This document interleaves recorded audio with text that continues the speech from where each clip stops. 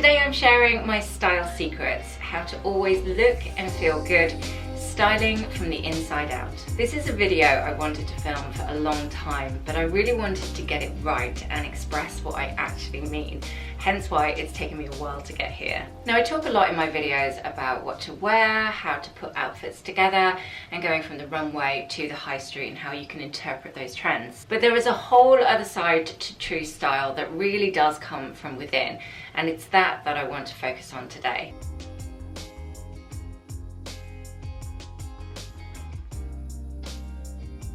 Time and time again, I hear people say they've got themselves into a fashion rut and they're not quite sure how to get out of it. You could be in your teens and you're not quite sure which fashion box, so to speak, you fit into. Or maybe you're really shy and you've got so used to hiding into the background, you don't even know what your style is anymore. Or maybe you've just had kids and you've lost your mojo a bit, you can't really get enthusiastic about outfits, you don't know what your style is anymore.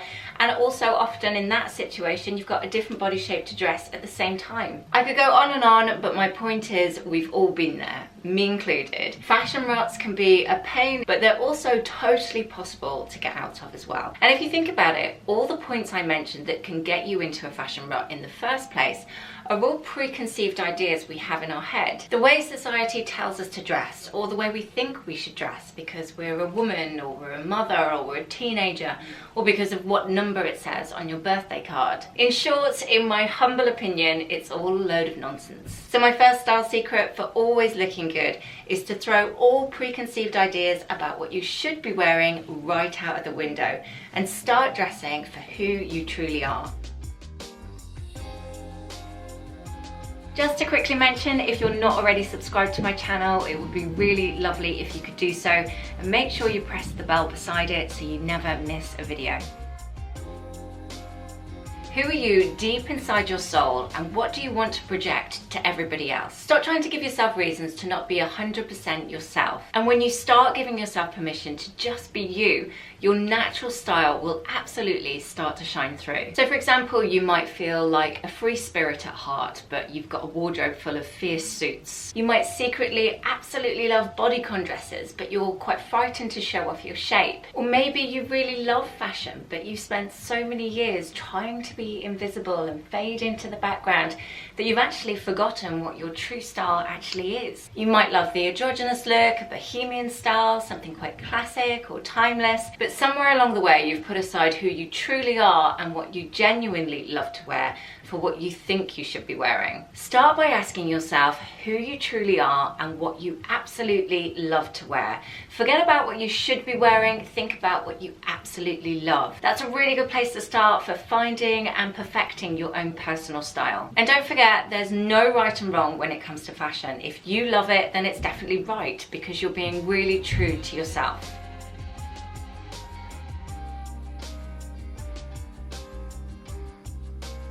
It really hurts my heart, genuinely, to see a woman with no confidence. More than anything, because I know that if she could get a little bit of that back, she would feel absolutely amazing. Now, there's so many levels to this subject, and I'm sure a psychologist could delve into this far better than I could. But the way I see it, and how I've tackled it over the years myself, is that old motto of fake it till you make it, and that has really, really helped. In my late teens, I, much to my mum's horror, dated a guy who was 17 years older than me. We would go to all these dinner parties at lots of his friends' houses, and I distinctly remember feeling completely out of my depth. I felt like I had nothing intelligent to bring to the conversation. I was 18, I hadn't lived in comparison to this older group of people sat at the table, so I started saying nothing at all. For fear of saying something wrong, I became virtually mute around these people. There was one woman, and I'm sure you've all met someone like this in the past, but she seemed to delight in my lack of confidence. And I started to dread these gatherings, particularly this woman, and in my head I'd be whispering to myself, please don't ask me anything, please don't ask me anything. But after one particularly nasty put down from this woman, The penny suddenly dropped. I was not the problem, she was. For whatever reason, she had a problem with me. And instead of feeling inferior, I literally decided there and then to just embrace 100% who I am. I am still to this day totally incapable of getting sayings right. I think with punchlines, I'm about 5 minutes late, and I will blink 10 to the dozen when I get nervous, and sometimes for no reason at all. But I don't care about any of that stuff anymore. That's just me, and we can have a good giggle about my eccentricities rather than see them as faults in my makeup. Now, when the tide turned in that particular situation and I finally realised I am enough just the way I am, I'll be honest, convincing my voice to project that same confidence didn't come quite so easy. So I decided to fake it. I faked myself confident until my voice and my brain both believed it. And I have never looked back since. And though I do occasionally reach into my back pocket for that fake it till you make it boost of confidence if I'm a bit nervous, I have never let myself feel so inferior to another human being since that very moment.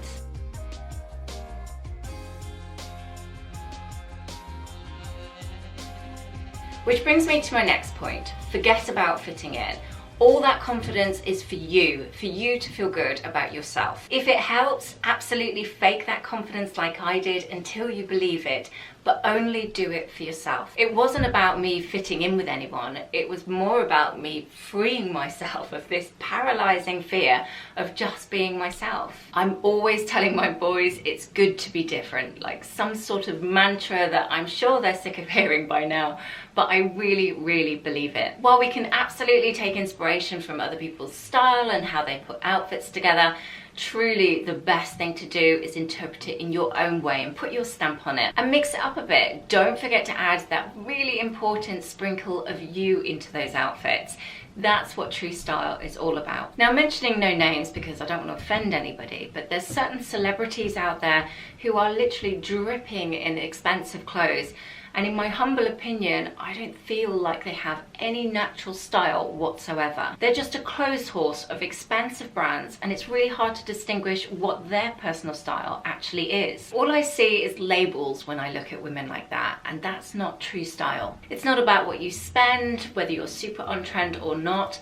Actually trying to follow all the trends at the same time can actually have an adverse effect. So forget about fitting in, it's overrated. Be different, celebrate your individuality, and stand out with your head held high.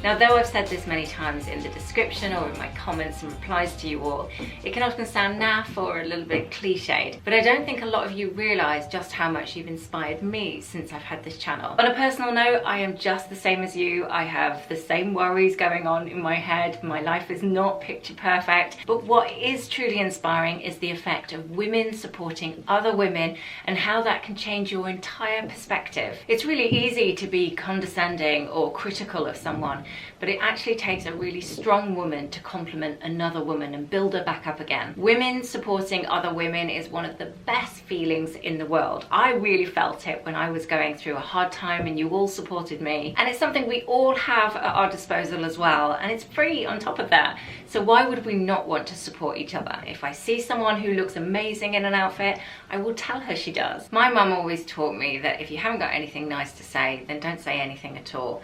But if you do have something nice to say, or you've got a kind comment or something complimentary about another person, then absolutely say it out loud. You might feel shy at first doing it, but honestly, the joy that you can bring to another woman is priceless. The mum in the supermarket who's trying to deal with a screaming child, or a friend or acquaintance who's just been dumped by a guy and feels about this big. Reach out a hand and say, you're doing great, just keep going, everything's gonna be okay, tomorrow is a brighter day, because it always is. I think in your teens or maybe your early 20s, it's harder to see the importance of your girlfriends as say when you're in your 30s, 40s, 50s and onwards. But for anyone going through something like this at the moment, I promise you, one day there will be no more mean girls in the metaphorical playground. The right women will be the ones that scoop you up when you're feeling down, and you'll do the same for them without question. There'll always be the odd bitchy woman or two on the peripheral, but it's like water off a duck's back when you've got your little tribe of women who've always got your back.